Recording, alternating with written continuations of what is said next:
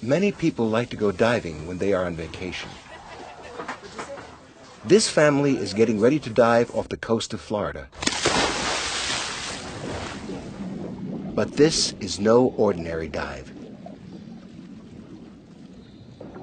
It may be difficult to comprehend, but there are some people who will pay a lot of money for the opportunity to dive with sharks.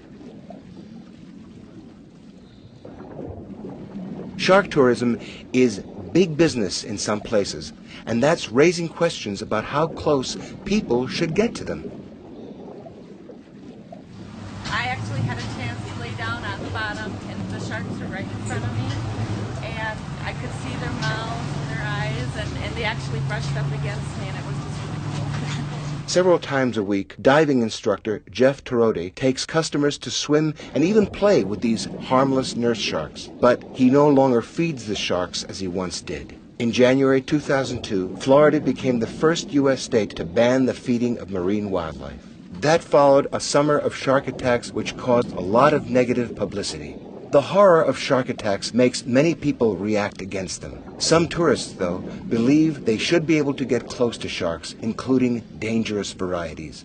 Divers in the waters of the Florida Keys, for example, often interact with bull, reef, and lemon sharks, all of which have occasionally attacked people. But despite such attacks, it would be inaccurate to say that sharks kill a lot of people. In fact, dogs bite more people than sharks do. And you have a greater chance of getting killed by lightning, bees, or snakes than by a shark. In one recent year, there were just 60 shark attacks against humans, and just 3 deaths worldwide. Still, some people think that it's foolish to feed sharks and bring them close to busy beaches. Bob DeMond has been a diver for 30 years. He's still diving today, although he's worried that sharks may be losing their fear of humans. Feeding sharks, the reason or the purpose that people feed sharks is to attract them to human beings. That's why they do it.